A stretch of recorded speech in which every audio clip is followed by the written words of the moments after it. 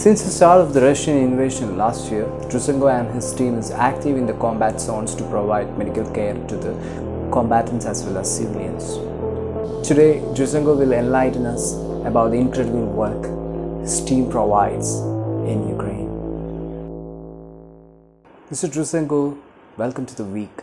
Thank you very much for your invitation, and thank you very much for your interest in and solidarity with Ukraine and first of all, Ukrainian people. Could you please provide an overview of how the Russian invasion has affected the medical infrastructure in Ukraine? First of all, as every war, it for sure damaged and ruined some resources. I saw a lot of hospitals which was damaged or even ruined by the Russian invaders. For example, we are working in the Liman, which is a 10,000 small town in the Donetsk region, where the two hospitals are heavily damaged. One of them partly workable, operable, but another not. And that is rather usual things on the east of Ukraine and south of Ukraine when was frontline moved back and forth. As well, we witnessed a lot of ambulances and extraction car, which was shot and in fact annihilated by anti-tank missiles and just bullets from the automatic guns and rifles. Unfortunately, there is no Russians do not follow rules prescribed by Geneva Convention and other international agreements which protect the medics. That's one of the causes why the medics on the front line do not put Red Cross, which is usually protection in the battlefield or in the war zone, but try to mask our car and their car, if we speak about our colleagues, in the green color to make them not so visible. So infrastructure, especially in the war zone, near war zone, and recently liberated cities like Kherson, very, very heavy damage. There is lack of infrastructure, lack of hospitals, lack of medicine, lack of ambulances, but even more disturbing, the lack of professional medics. I mean, nurses and full-fledged doctors. To prepare the doctor, you need at least 8-9 years. But unfortunately, to kill them, you need just 1 second. And that is now very feasible, both in civilian hospitals when a lot of medics was mobilized, drafted and sent to the front line, and as well in the military medic. That's why we are on the front line and still contribute into saving lives, both military and civilians. We decided that we need to continue our efforts, improvised efforts, and decided that the qualified, well-equipped medicine, which have resources of civilian medicine, which far greater than the military one, at least was before the full-scale invasion, try to deliver them as close to the front line as possible. And it was a very smart idea. We called the volunteer medics just to participate on the rotation basis, to come for the 1 month, which is far more affordable than to sign the contract with the armed forces. And unlike soldiers who should fight, and that is very specific activity, doctors, okay, that injuries from the explosion or from the bullets are quite different. But again, the human body is very similar on both soldiers and civilians. And our intervention was welcome, was recognized, and we found our place on the borderline between the military and civilian medics in the frontline zone, because we was very flexible and very adaptable to the circumstances done. We started from fully supporting the combatants, our defenders. Then when the last big battle of the small war, battle for Debaltseve, that is this town on the train hub on the Donbass, was over, we shifted our activity far more to the local civilians, because it was lack of medics, lack of equipment, lack of ambulances. And since then, we work in more than 50 locations, different venues on the front line, from the very south near the now well-known city of Mariupol until the Russian border. When the pandemic started, most of our volunteer medics returned back to their hospitals because it was far more casualties from this infection not from the Russian bullets. But when the full-scale invasion started, from the first days, we was one of the first on the stage. I called people to join us, and we started on the third day or second day in the war when we have just one ambulance, and the only medic in our small adventure company was my wife, who is, unlike me, she's professional medic. So, and just at the end of the Kiev campaign, at the end of the March, we have had more ambulances than every military unit. So people trust us, supply us with very different equipment, products, I don't know, very, very different things. We even was like overcrowded by this humanitarian aid. And last year we just tried to sort them out. And when Kiev campaign was over, thanks to God, it was quite short one, maybe months and a half. We met a strategic challenge to stay in our own city, at least my native city of Kiev, and try to help to manage some consequences of this invasion, or shift to the front line to the east. We decided to shift our activity to the Donetsk region, where we was familiar with.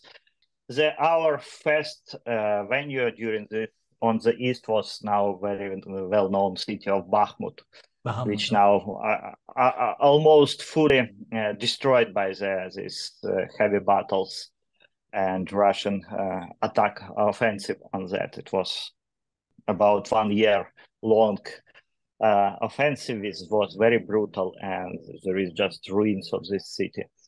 So that since then we work in the different location, because unfortunately we should shift it a bit to the west when the Russian pushed our defenders. But now when we renewed our statistics since May 2022 to June 2023, we treated more than 23,000 people, both civilians and combatants. So we transformed it into one of the most advanced and most state-of-art medical unit, still working with volunteer medics. Now we work on all different stages of pre-hospital care, from the passover points near the battlefield.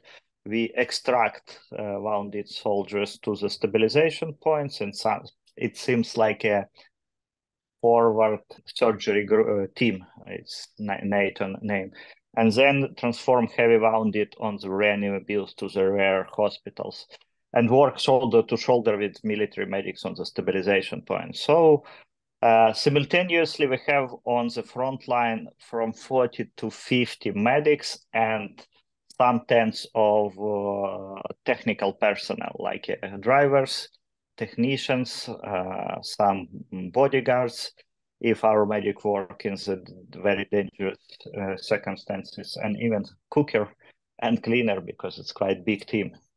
Considering the risks involved, what are the measures you take to ensure the safety of your medics?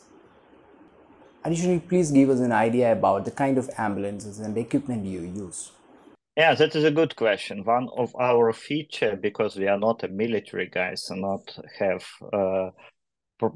like a social protection and guarantees from our government, like our military brothers and sisters, uniformed brothers and sisters. So we about our people far more. We really quite cautioned about their sending in the battlefield, and for example, because they are not fighters. But we train people. We gather every month before sending people to the front line. We gather them on the rare base in Kiev, in the capital of Ukraine, and train them about a week. We instruct them.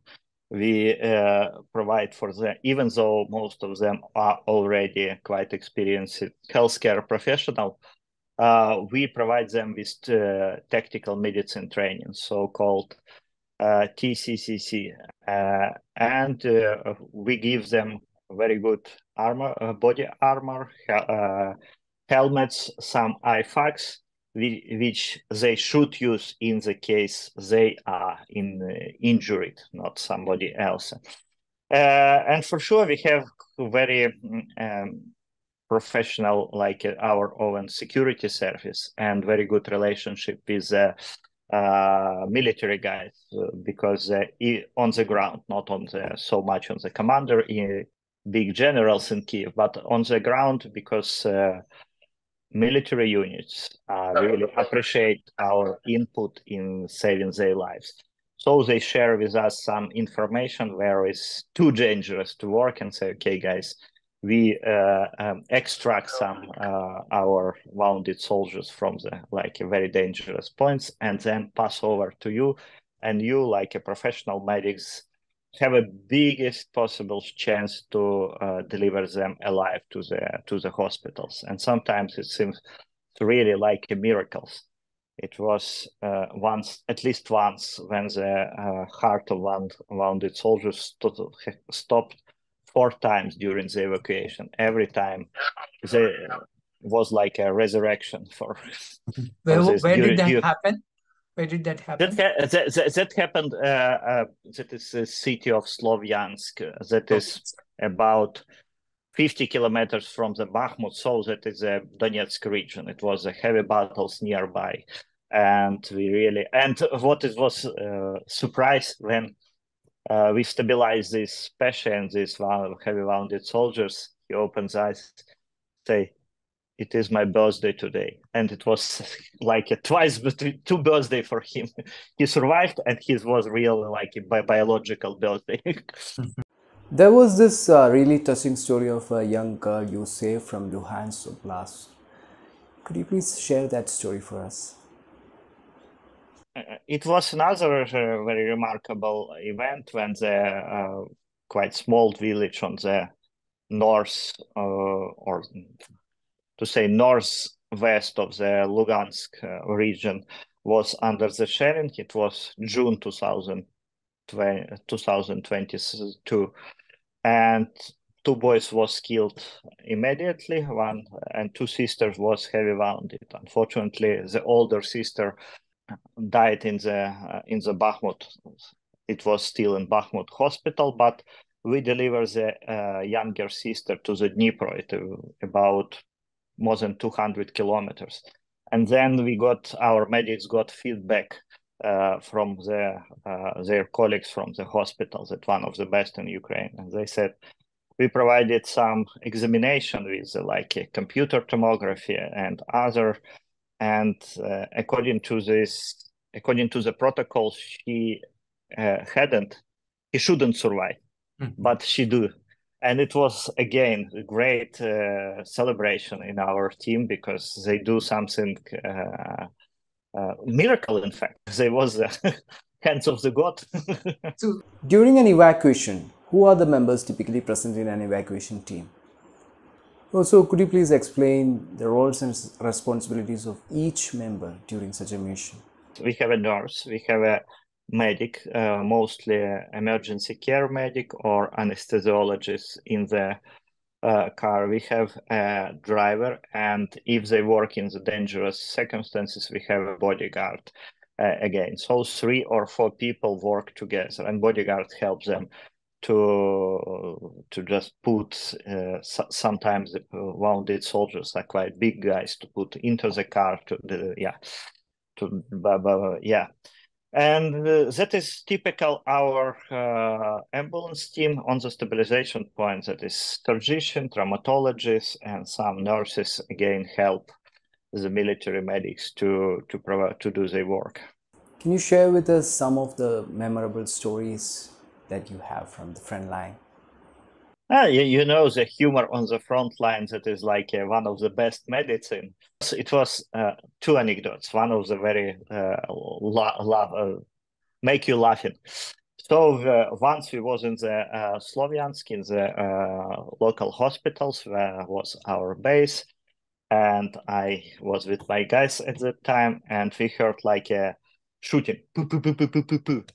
All of us, some who have weapons, take the weapons and prepare it to fighting.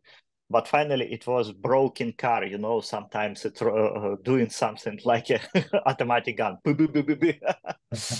Handling trauma cases from a war is very different to, handling trauma cases from, say, road accidents.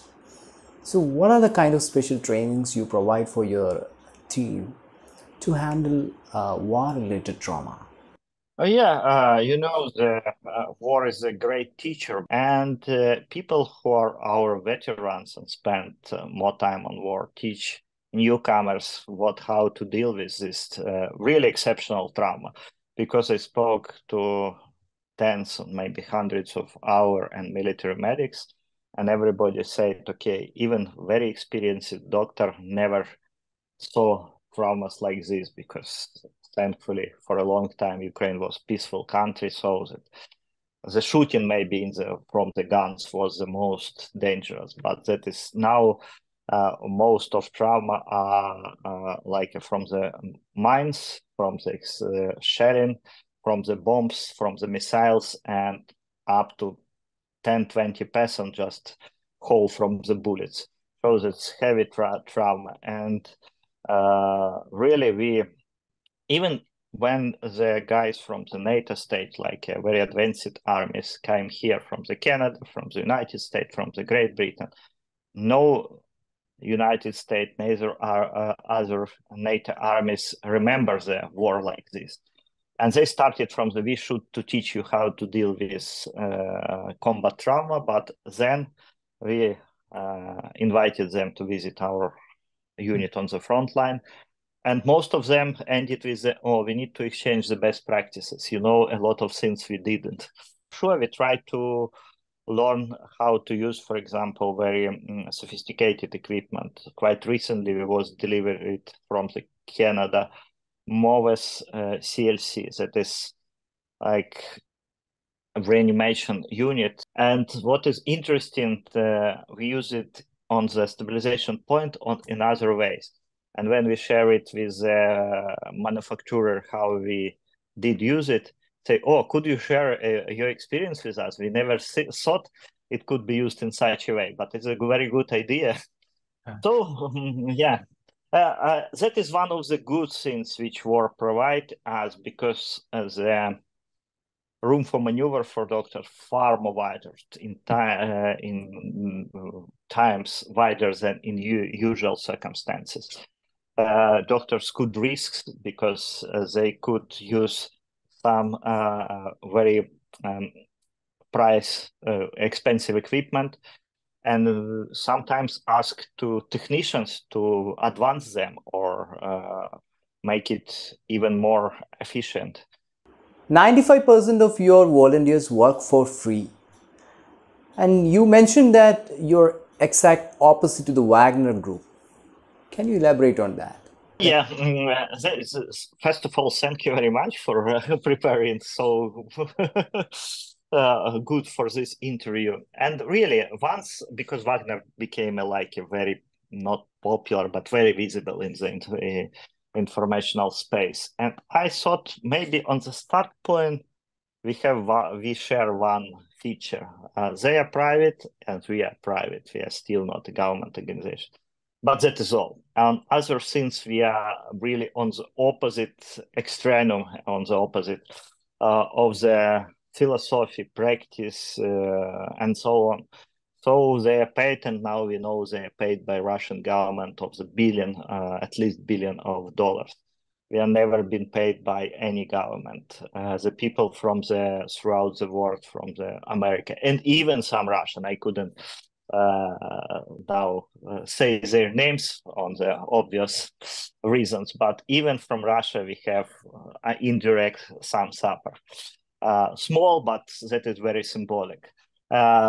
We really, our main asset is not the closeness to the government or to the president, but our good name, which is really now well known throughout the world. If you called me and we are now chatting, we really try to save lives, and they try to kill as much as possible. They're very brutal, but we even took care, not often, but at least I know some cases when our medics treated Russian prisoner of war and treated very professional, because every time I reiterated to my fellow volunteers that even in enemy you should see first of all human being, and from the practical point of view, if this prisoner of war survive, you could exchange for our Ukrainian prisoners of war. So that finally we never kill somebody who won't exit our community. It's really free community of free people, because it was like a very brutal execution by one of the betrayer of the Wagner Group. And so we are really some opposite ethos, some opposite worldview, doing their best, and even transform it voluntary unit, small voluntary unit at the beginning, into the one of the biggest and most effective medical team on the front line. If we try to speculate, because nobody knows exact number of the Ukrainian medical and casualties, but even at least every 10th wounded and sick military guys saw or met our medics on some stage of extraction, treatment, evacuation, or rehabilitation. And that for volunteers without any penny from the government is a very good result. You mentioned treating prisoners of war. Has there been any occasion where you treated Russian prisoners of war? Quite last one was in June this year in the south front line, on the borderline of Zaporizhzhia and Donetsk region. Yeah, I got report. I know his name and his position. That is quite secret, but when war will be over, and even his photo. So our medic treated him and returned it to the special service, who should take care and manage what to do with him after that. But treatment was professional, and I have a report what have been done. In that initial phase of the war, there was a major controversy from your part. You said on live TV that you ordered your team members to castrate Russian prisoners of war, but you later apologized for that. Can you explain what exactly happened?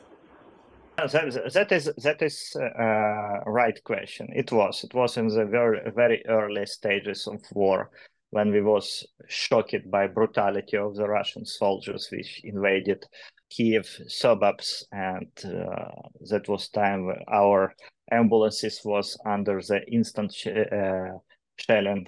We slept 1-2 hours a day. But finally, I and my wife, who is lead our medical team on the front line, got very brutal letters, emails, messages.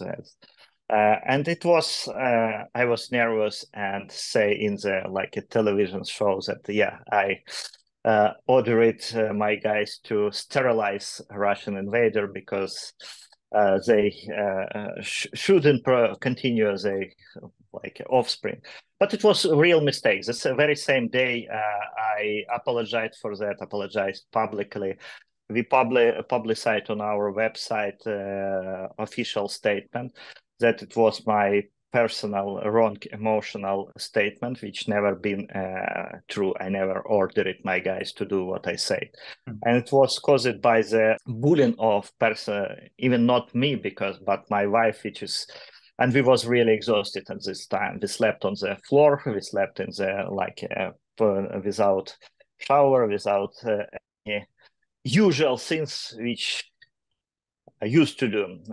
And again, I was a bit nervous because after this story, which Russian publicized it whenever and used as a propaganda tools, I really was cautioned how our medics behave when they met Russian prisoners, in fact, in the real life. And the exam was done and done perfectly. So we saw, first of all, human beings, even in Russian, after all this horror, which they brought to our land. They killed at least tens of people. I'm afraid hundreds of tens. But even though we dealt with them like with the prisoners of war according to all high international standards, and that's great happiness for me.